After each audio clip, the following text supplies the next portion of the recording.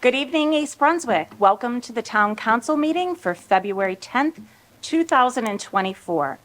I would ask that you please stand, 2025, yes. I'd ask that you please stand for the Pledge of Allegiance and remain standing for a moment of quiet reflection. I pledge allegiance to the flag of the United States of America and to the republic for which it stands, one nation under God, indivisible, with liberty and justice for all.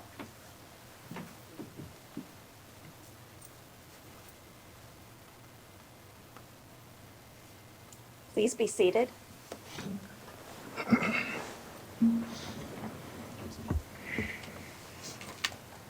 Good evening, everyone. So we'll start with a roll call. Tamar? Councilmember Hall, Here. Councilman Wendell, Here. Councilwoman Winston, Here. Councilwoman Zimbicki, Here. and Council President McAvoy is absent today. Also present, Mayor Brad Cohen, Here. Administrator Joseph Criscullo, Here. and Township Attorney Anthony Iacoca. Here. Adequate notice of this meeting has been provided as required under Chapter 231, Public Law 1975, by specifying the time, date, location, and to the extent known, the agenda, by posting a copy on the bulletin board located in the main lobby of the East Brunswick Municipal Building, providing a copy to the Home News Tribune and the Asbury Park Press newspapers, posting a copy on the Township's website, and by filing a copy in the office of the Township Clerk, which will be entered into the minutes. Thank you. Council, may I have an approval for the meeting minutes for January 27th? Motion to adopt. Second. Thank you. All in favor? Aye. Aye. Aye. Any opposed? Sorry, that's the EBA way. Thank you. Okay, we are down to presentations for today, and we have a special presentation today on our Community Development Block Grant for 2025. And we have our East Brunswick Housing Specialist, Susan Fine. So Susan, would you please come up and present to the council and to the public? Thank you. Thank you, Councilwoman. Thank you for the opportunity to hold a public hearing at the council meeting. As Councilwoman stated, my name is Susan Fine, and I'm the housing specialist for the township. This public hearing is a requirement of the Federal Community Development Block Grant, otherwise known as the CDBG program. Its purpose is to provide information, answer questions, and solicit suggestions feedback for potential grant recipients. My goal is to generate involvement in and establish the township's commitment to proposed solutions for our community. The Community Development Block Grant is a federally funded program. This annual CDBG appropriation is allocated between the state and local jurisdictions. Excluding entitlement cities, Middlesex County qualifies as an urban county with a population of 200,000 or more. So federal CDBG funding is allocated directly to Middlesex County for projects in 18 municipalities, which includes East Brunswick. This year, the county has changed its method of allocation to these 18 municipalities. The county will no longer specify the amount granted to each township. Instead, the towns can apply for up to 3 grants and for a maximum request of $300,000. While there's no guarantee that this program will be continued in 2025 federal budget or that any of East Brunswick's requests will be selected, we are operating optimistically.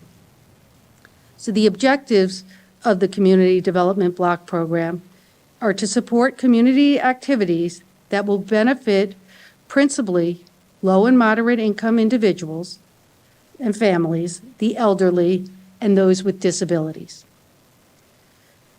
For instance, American with Disabilities Act compliance is an approved activity. The preservation of historical sites, elimination of slums and blight, expansion of housing opportunities, and correction of health and safety code violations through housing rehabilitation are all eligible activities. Prior East Brunswick projects under this program include, but are not limited to, ADA modifications to municipal buildings, programs as well as transportation for the senior center, improvements to our historic and affordable housing buildings, improvements, repairs, and capital improvements for nonprofits serving our developmentally disabled seniors and low-income residents. The projects must be completed within an 18-month period of the grant allocation. Otherwise, funds may be transferred to other ongoing eligible projects. So the township will welcome comments and suggestions for spending of the potential CDBG funds. I can be reached at the township at my email, sfine@eastbrunswick.org. And submissions for this year's block grant are due by February 14th. Thank you very much for giving me the opportunity to speak. Thank you. Thank you. Okay, at this point, we want to open a public hearing for recommendations on ways to use the funding. Is there anybody from the public that wants to speak on this matter only? Okay, seeing none, we'll close that public hearing. And as Ms. Fine said, if you have any recommendations, you can email her at sfein, F-E-I-N, @eastbrunswick.org. So thank you. Thank you. All right. For today, we have two ordinances for a second reading. The first ordinance is 2502. And our clerk, Ms. Lawful, will you please read the ordinance? An ordinance approving the fee schedule for the Department of Recreation, Parks, and Community Services. Motion approved. Thank you. Second. Thank you.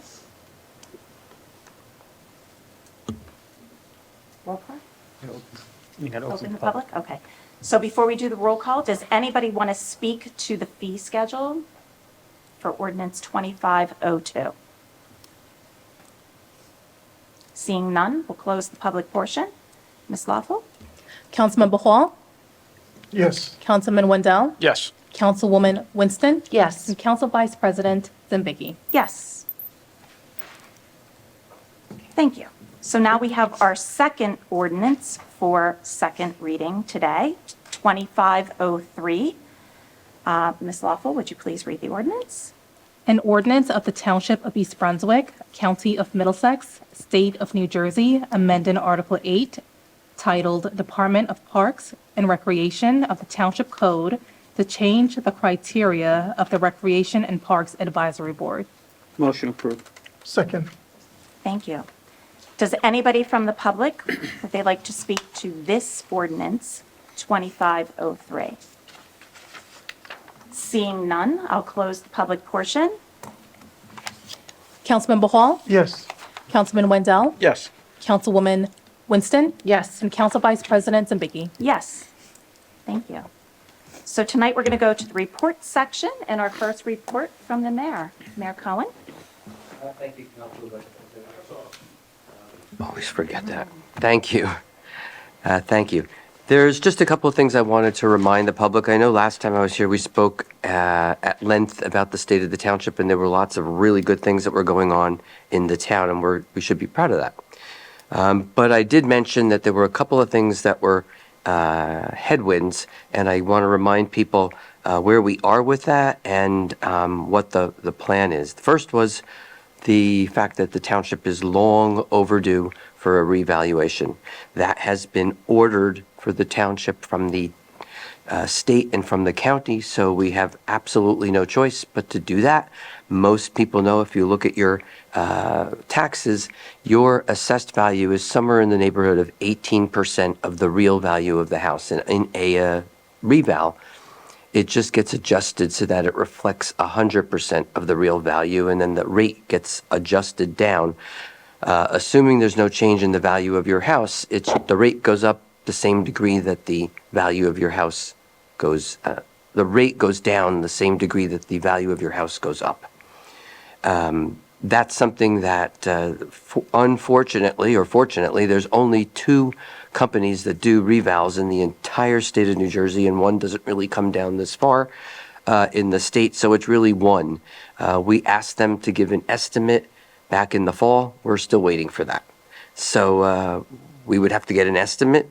The council would have to approve the funding for that. We would have to hire them and get on the schedule. It would probably take a year to 2 years for them to actually do the reval. And then at that point, it gets put on the tax bill. So we're talking a long time from now.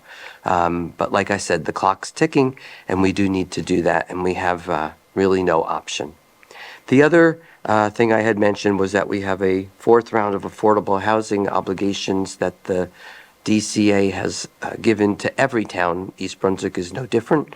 Our number is about 314, which is not that different than the last 10-year period of time when we were given 315. We are in the process of trying to speak and to the DCA and get them to look at the methodology that they used, because there's properties that they had counted that really isn't buildable. So we think we're going to be able to get that number down, but it will not go to zero. So that's something that we actually are on a tight schedule, because the state DCA has due dates that you have to follow by law. So that one we can't get out of. And then finally, I had mentioned that the Township and the Board of Ed, while we've had our issues and things that we've disagreed about, I've always said that we all need to start from a place of information that is available to everybody and allows people to digest information in order to make good decisions. One thing that's been going around the public for a very long time now is that in the redevelopment projects that we've been doing, that pilot money is something that usually gets taken away from schools. That is categorically not true. Generally, what happens in a redevelopment project is that the newer project is valued so much greater than the original project that the land value on the new project goes up, and the land value in a pilot program is paid in the same distribution as your regular taxes, with roughly 65% going to the schools, 20% to the town, 15% to the county.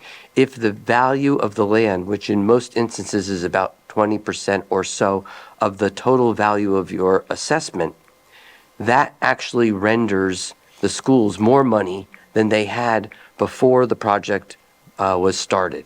So it's just not true, and it would have absolutely nothing to do with the budget deficit that the schools had this past year. They are apples and oranges. They have nothing to do with one another.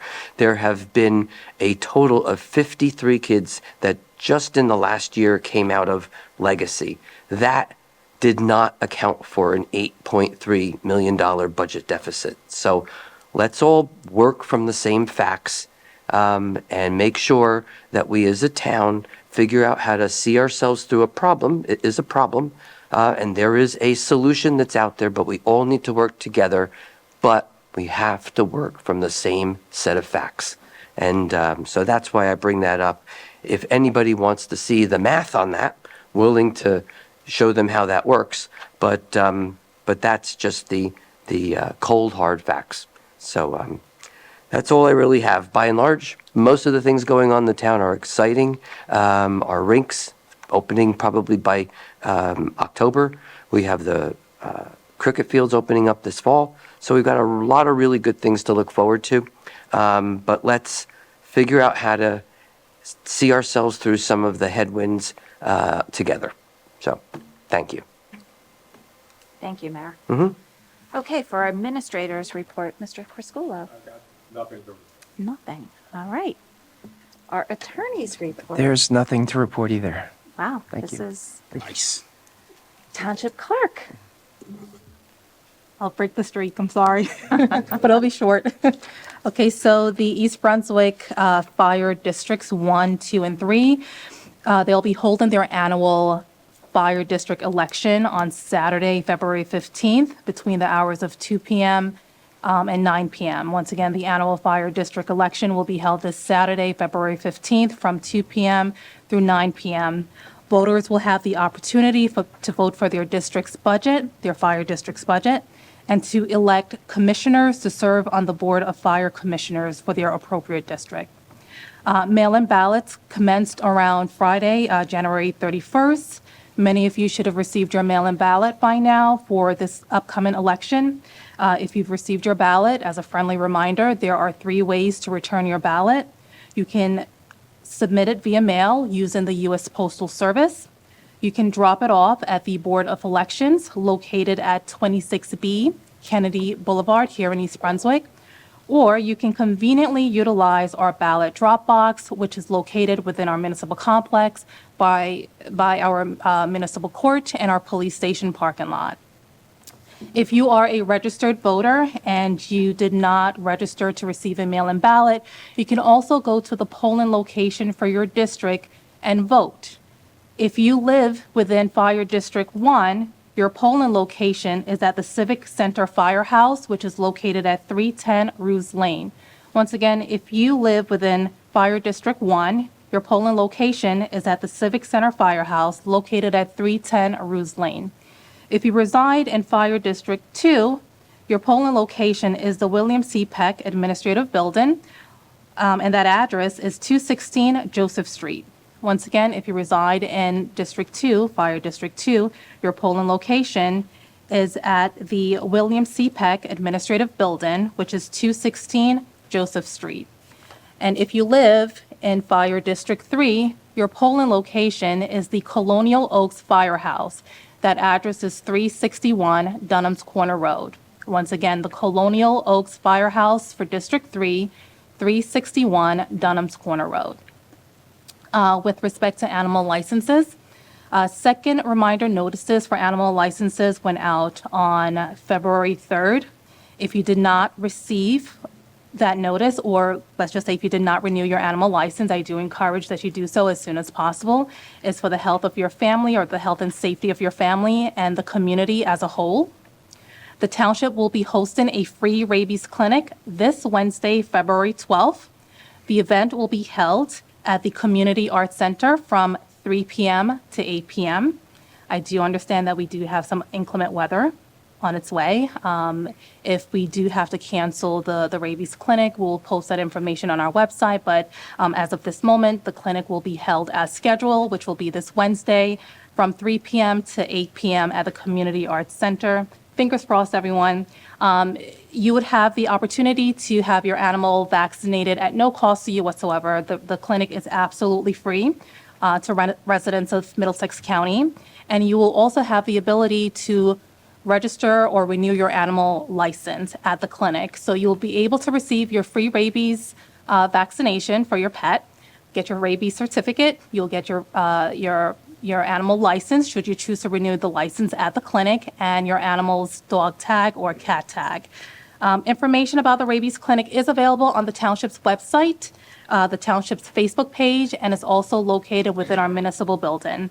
Any questions pertaining to animal licensing or the rabies clinic, please call 732-390-6850. Once again, 732-390-6850.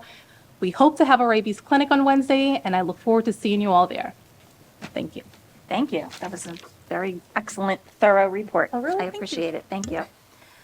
Council members, do we have any committee or board reports?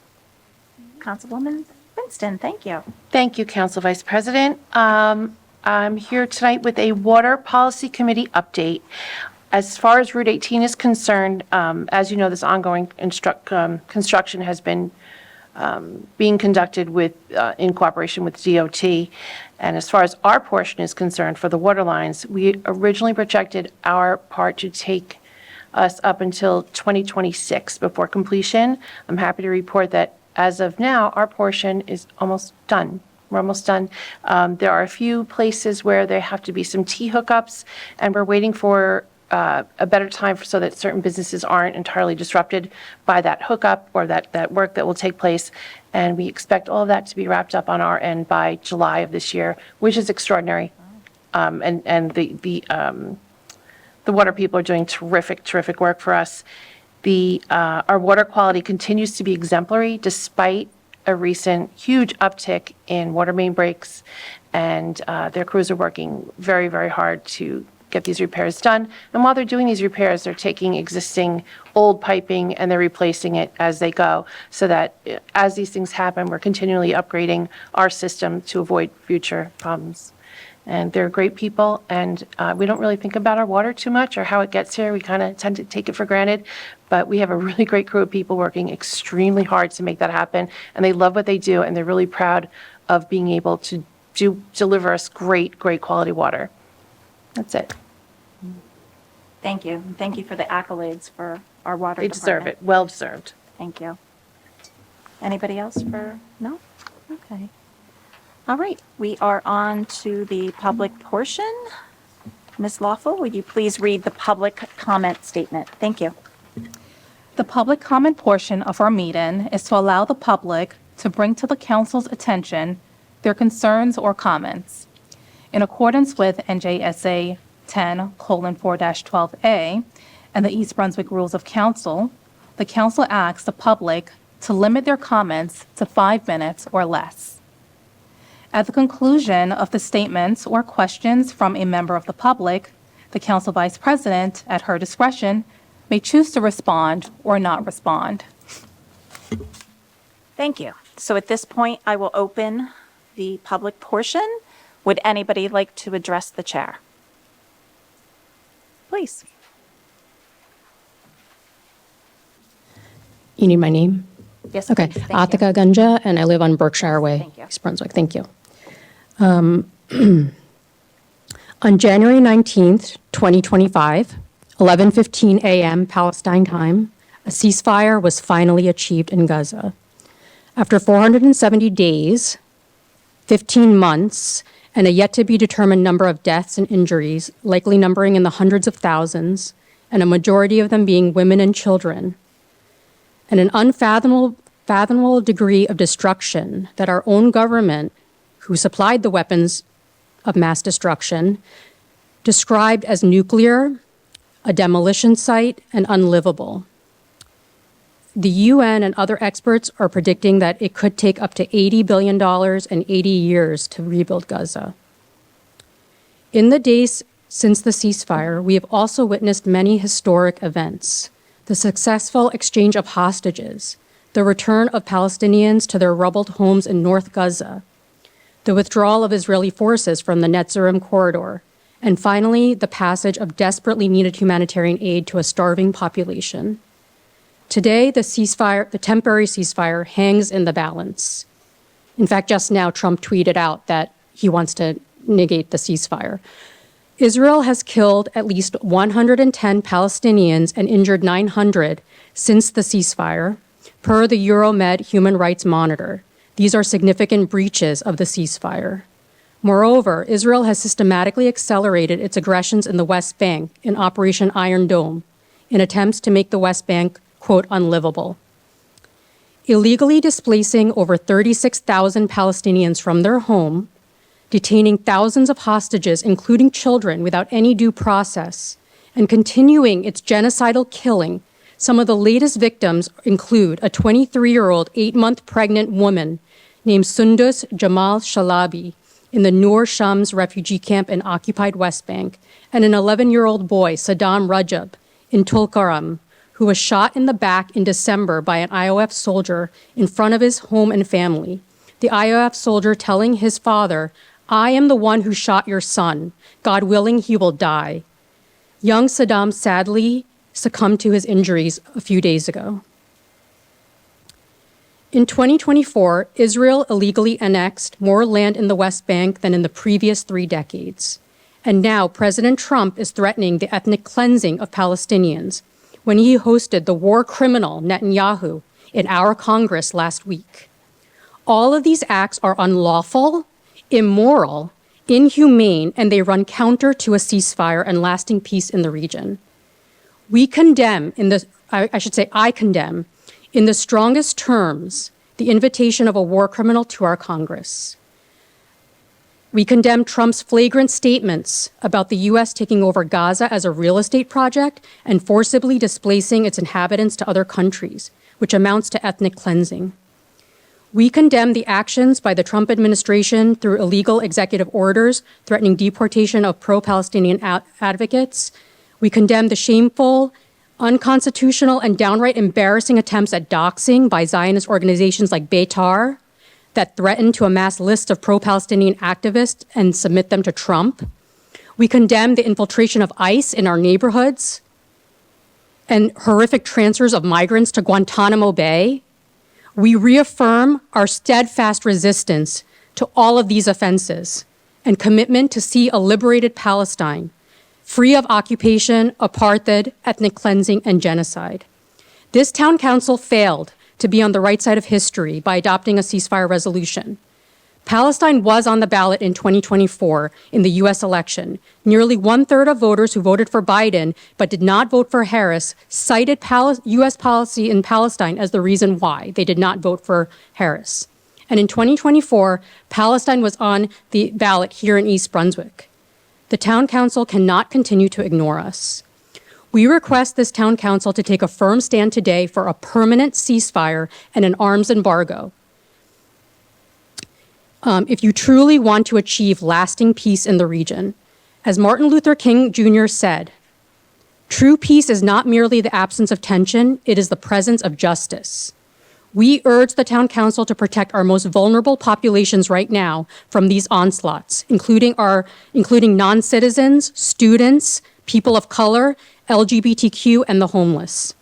We reiterate our demands for complete divestment from the State of Israel, be it financial, political, cultural, educational, or otherwise, until it fully complies with international law. That's time. Thank you. Thank you. Is there anybody else from the public that would like to speak? Please. Yosef Schmidt, Lois Avenue. Just come closer Sorry. and please. speak into Yosef the mic. Schmidt, Lois Avenue. Thank you. Hi.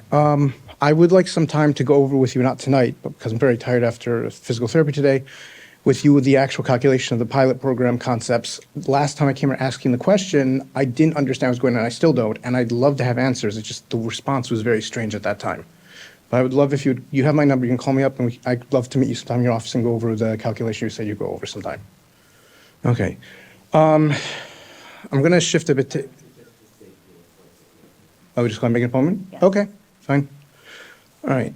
I shifted a little bit to the thing I was going to talk about tonight about Israel a bit.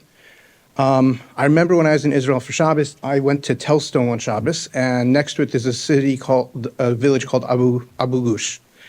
And Muslim Israelis live there, Muslim Arab Israelis, and they get along perfectly fine, the Jews and the Arabs in that spot. And they don't have fights. There were actually Muslims inside of Telstone at that, and they were just walking around, everybody, and tell me that they get along fine, they don't have any problems. I agree that town council didn't say anything about Israel because you're not privy to intelligence reports about what's really going on. I don't know what's really going on. No one here probably has it, unless somebody here has any connection to intelligence reports from like the federal government. I don't think anybody really has any clue what's going on either. So I understand the town council keeping out of it makes sense, because if you don't know, how are you going to say something? The other aspect is about, I don't know about the separate concept. I don't know what to do about the whole situation in Gaza. They did have a separate state. The two-state solution everyone talks about was going on. As far as I know, Gaza was like completely on their own, nothing to do with Israel. And then they went and attacked Israel. And obviously this is a bit complicated. I'm not sure what to do, especially since in there you have jihadists teaching the kindergarten children about killing Jews and stuff. It's a bit complicated. I have talked to some Muslims before, and there apparently is a major argument in religious philosophy and something called, I guess I'd call them, I'm not sure that word for it. The jihadists believe that if you're not Muslim, you're sub-citizens. And there are some other Muslims who interpret it very differently, that passage from the Quran, that jihad means to go against enemies who are trying to attack you, or I'm not sure I understand it exactly, but along those lines.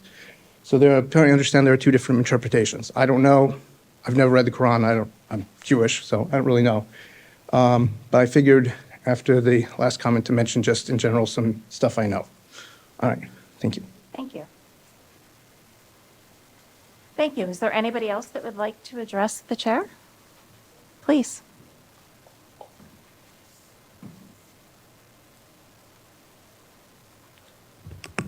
Nawal Tufail, Tall Oaks Drive, East Brunswick.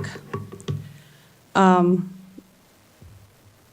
would like East Brunswick Township administration to consider breaking ties with Yavne, an Israeli city in a genocidal country, Israel. This administration really needs to show that they really care about the tax dollars of its constituents by breaking ties with a city that is not only morally bankrupt, but also is a huge burden on American society and our economy. So I tried to enlighten this administration about the war crimes of Israel in last many meetings. There are plenty, and it's just a matter of anyone typing Israeli war crimes on your browser to see the real horrible war crimes that Israel has been committing against innocent Palestinians from decades. From stealing their land, burning their homes, killing Palestinians for fun, to last 1.5 years of attempt to commit a genocide, there is no limit to the war crimes. It's even brutal than what the Nazi did. At least Nazis were trying to hide it, but these Israeli war criminals are posting it online, showing it to the public, and guess what? Now all of their videos are used by International Criminal Court against them. And I'm really glad about it. And I really hope that they can be behind bars soon, inshallah. But today, I also want to bring another topic to this administration, and I'm sure you guys know this already, that Israel is a huge burden on U.S. economy. As per usfacts.org, Israel is the recipient of the most U.S. aid in the history of U.S. post-World War II. They took around $337 billion from U.S. taxpayers' money, from our hard-earned money, to do what? To steal land and kill Palestinians, to just grab their land. And they're still doing it. So basically, it's our administration should not continue to stay silent and let someone deepen our relationship with an Israeli city. I hope that you can reflect on this and do the right thing and make your legacy as one that stood by its morals and humanity. And I hope you're not threatened by anyone to do the right thing. Thank you. Thank you. Anyone else from the public wish to address the chair? Thank you. Jeff Winston, Fresh Ponds Road, East Brunswick, New Jersey. I've come to several of these meetings, and I definitely hear the pleas of the Palestinian folks who come here, and I'm also a believer in the serenity prayer of things you can change, things you can't, and having definitely having the wisdom to know the difference. I have no belief that this council could ever impact what's occurred in the Middle East one way or the other. I did appreciate, to a small degree, and I say that because I don't know the word smaller than small, of the historical list that one of the speakers wrote, but they forgot about just one date. And if you don't mind, I just want to point out that 491 days ago, in a very peaceful part of Israel, some people, I think they called them Palestinians, flew in over the line and killed a whole bunch of people and abducted a whole bunch of others. So make sure you add that to your list next time you rattle off what's wrong with Israel. And in that area, they went into a village called Be'eri, and from there they took quite a few hostages, as we all know. And I am happy to say that about 138 hostages, as of to date, have been released. Still missing is a 10-month-old that I've been closely following, Kiefer Bilis, and it does appear, at least has been reported by the Palestinians, the group that you were mentioning, that he's dead. He was 10 months old. I'm not quite sure what he did to deserve that. But also released was hundreds of Palestinians have also been released. One of them recently, on his release date, was sure to mention he's going to kill the first Jew he finds. So that was exciting news, I guess, as well. But again, things you can change. In a short history, you have a sister cities, which I think is great. I'd like the council to consider another sister city, BRE, peaceful village, not far from Gaza. Matter of fact, I understand it's within hang gliding with motor distance I'd like to see that considered as a sister city. I think we spend a lot of time acknowledging the 9/11 memorial. I know at the community center, we've acknowledged the attack at a Pittsburgh synagogue. And I think we acknowledge another terrorist attack, and that would be the terrorist attack that occurred on October 7th, 491 days ago. So for your consideration, please add yet another Israeli city, a BRE, as a sister city of East Brunswick. Thank you. Thank you. Anyone else from the public wish to speak?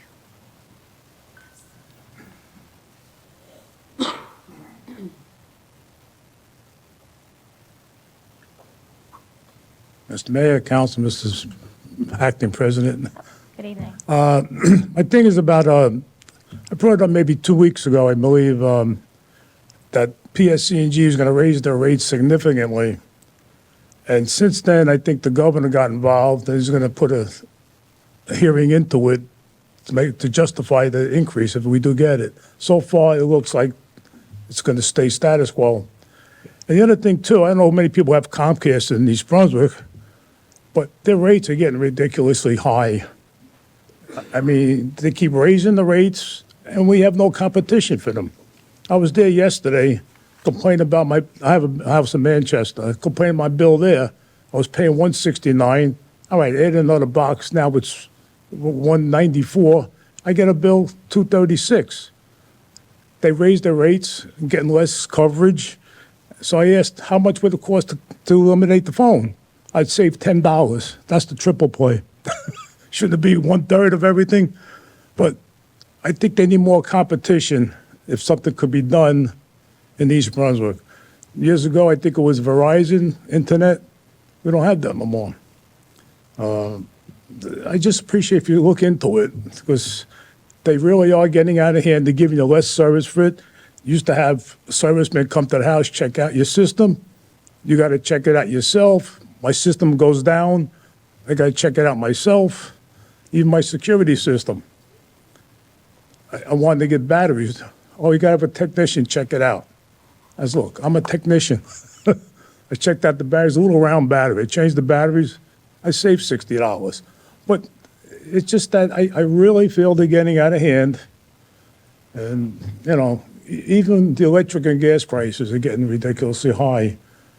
Are we getting new meters for electric? Just what I want to know. I thought we were supposed to, but I don't think I got it yet.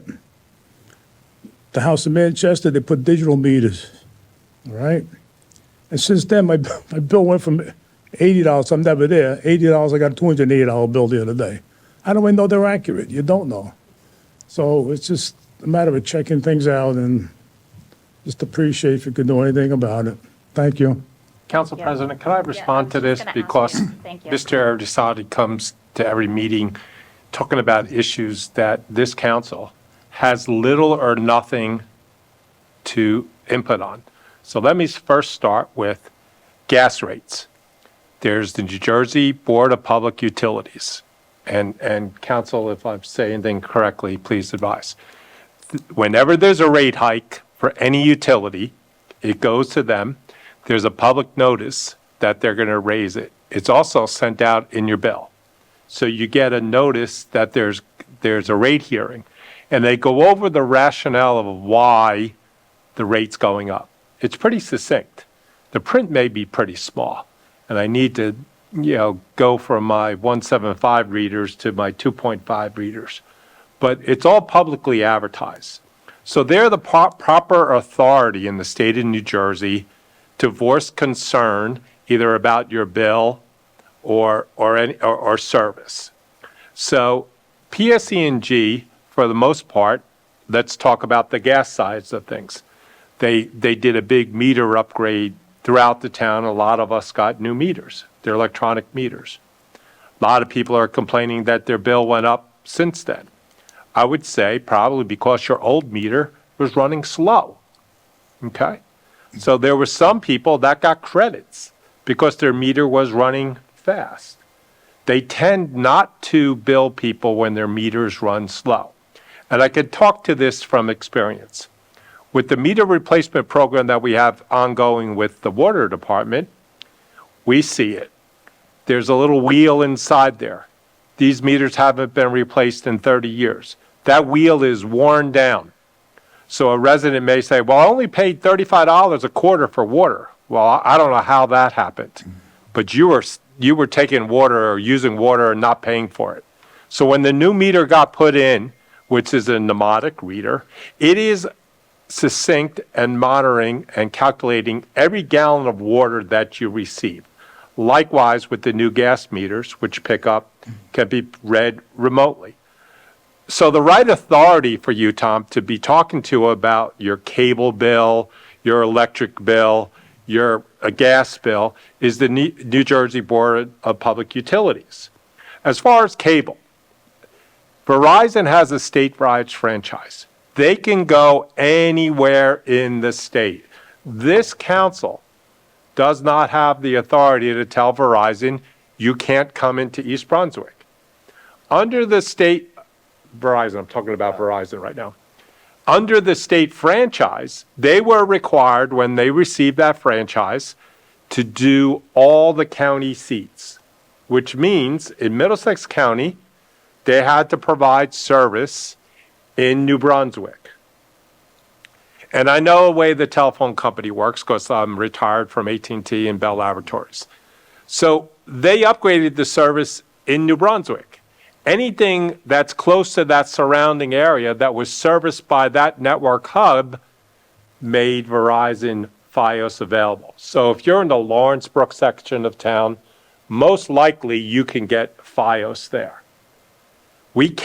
This council cannot call or have Anthony write a letter, a legal letter to Verizon and say, you have to do the whole town. That's factually incorrect, Tom. There is no control that this council can do. Where I live, I have Optimum. My bill is the same as yours, Tom.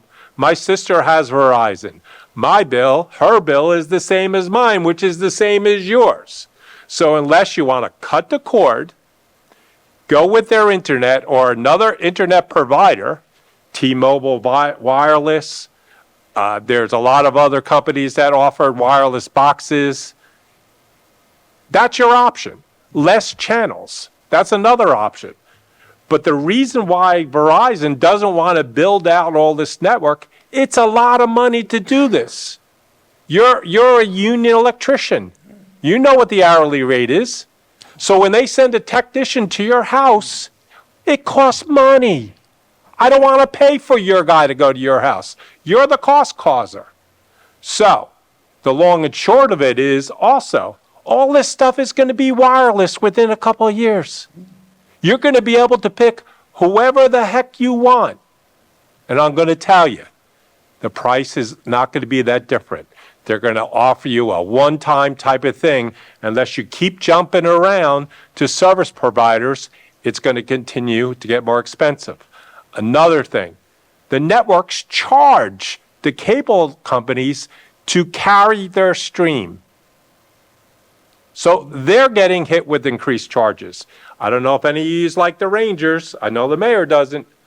But I want to watch the Ranger game. MSG Network is not on Optimum right now because they want to charge too much. And Optimum took a stand on that. So you got to you're paying for what you get.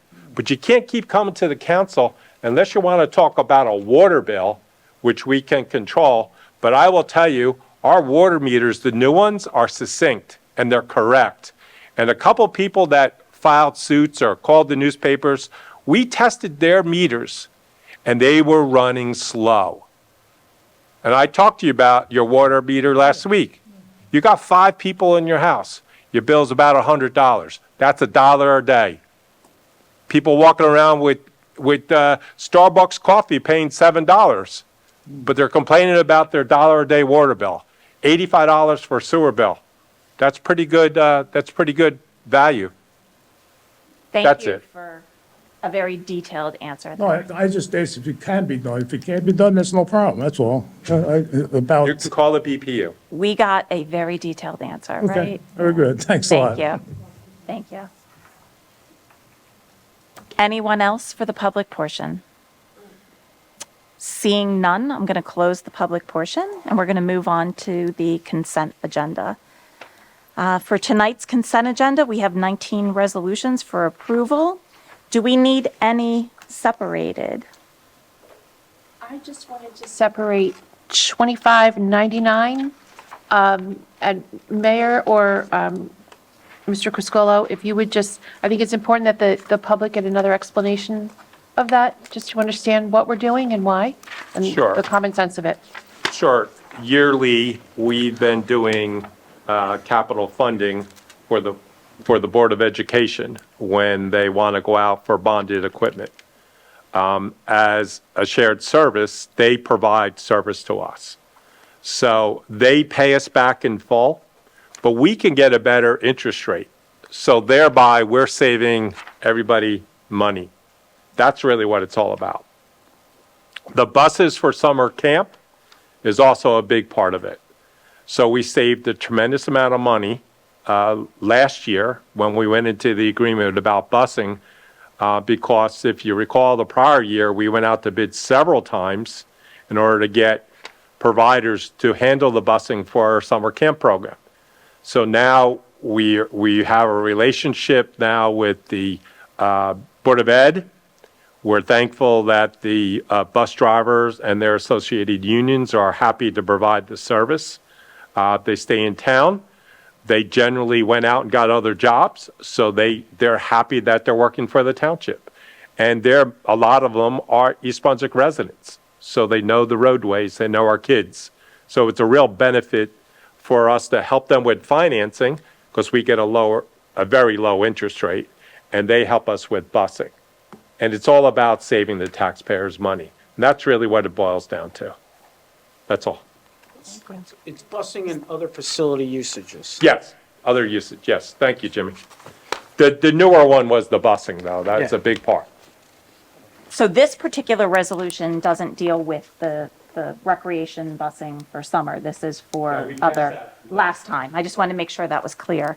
So, It's part of the agreement that we... yep, another example of how that saves money. We wanted to overall. make sure they knew that we wanted that, so the bus drivers didn't go out and get other jobs for the summer. They'll go work for other bus companies. Correct, okay. Is that Thank you. satisfactory? So we're really not pulling that, we just had a discussion on it, so we can move the entire consent agenda unless anybody else has Motion anything. approved. Perfect, thank you. Second, Thank you. Yes, thank you. Welcome. Councilmember Hall, yes. Councilman Wenzel, Yes. Councilwoman Winston, Yes. and Council Vice President Zimbicki. Yes, thank you. Okay, we do have one ordinance for a first reading tonight. That is ordinance 2504. Ms. Lawful, will you please read that ordinance? An ordinance of the Township of East Brunswick, County of Middlesex, State of New Jersey, amending Chapter 51, Armed Security Officers of the Township Code to comply with the Security Officer Registration Act, NJSA 45:19A-1 et sec. SORA. Motion approved. Thank you. Second? Second, Council President, if you would, excuse me, this evening, in case there's any questions, I requested that the Chief of Police and Jason Fama, Lieutenant in the Police Department, come this evening. So if there's any questions that could be cleared up, the Chief is here and the Lieutenant that helped draft this along with our esteemed attorney. Well, we're honored to have you. Would you like to come up and explain it? Thank you, Chief. We don't always get to enjoy your presence, right? Before we do, I would like to talk about my cable bill. No, I'm just kidding. That was a joke. Frank Asako, right over there. So this is just to update the ordinance, just so you know. So from 1988 is when the ordinance was there establishing having armed security officers in East Brunswick, but the laws have changed drastically. Safety and security is the most important to this administration, as well as all you on council, as well as clearly the police department. So Lieutenant Fama for Professional Standards worked very closely with Mr. Ikoka and drafting this ordinance and updating it to how it should be in correlation with the Security Officers Registration Act, which basically requires that people be certified and trained through the state. It's a state licensing thing. But most importantly, what you're doing is you're making it so that within no less than an hour that a security officer who's armed is in East Brunswick, they notify our station commander so that we know who they are to avoid any type of situation where we're going in. We know that there's someone who's carrying a weapon in a security capacity. That's what this is. Fantastic. Very good, thank you. All right, good evening. Thank you both Thanks, for Chief. attending, we appreciate it. Do I have a motion to adopt? So moved. Second? Second. Roll call, please. Councilmember Hall, Yes. Councilman Wendell, Yes. Councilwoman Winston, Yes. and Council Vice President Zambiggy. Yes. Thank you. Okay, that takes us to the good of the cause for council. Anybody have anything?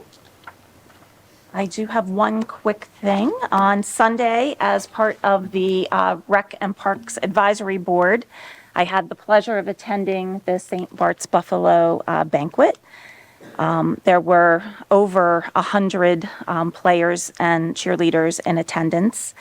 And it's just important to recognize the importance of youth sports in our community. And youth sports, you know, it creates good character, it creates responsibility, and it was just an honor to be there with the parents who, without them, this would be nothing, right? And I thought the one wonderful thing they did this year, a little change, they usually have Rutgers past players come and speak. And this year they had former Buffaloes come and speak to the kids. And it was just very touching and they made connections. And that was really, really wonderful. And to see these wonderful, wonderful young adults now and how successful they are and how they really talked about the important balance of sports and recreation and academics. And it was just, it was a really beautiful event to attend. So thank you, Mayor, for not being there so I could go in your place. So thank you. Anyone else for public portion or of the council? Okay. May I have a motion to adjourn? Second. Second, all in favor? Aye. Thank you.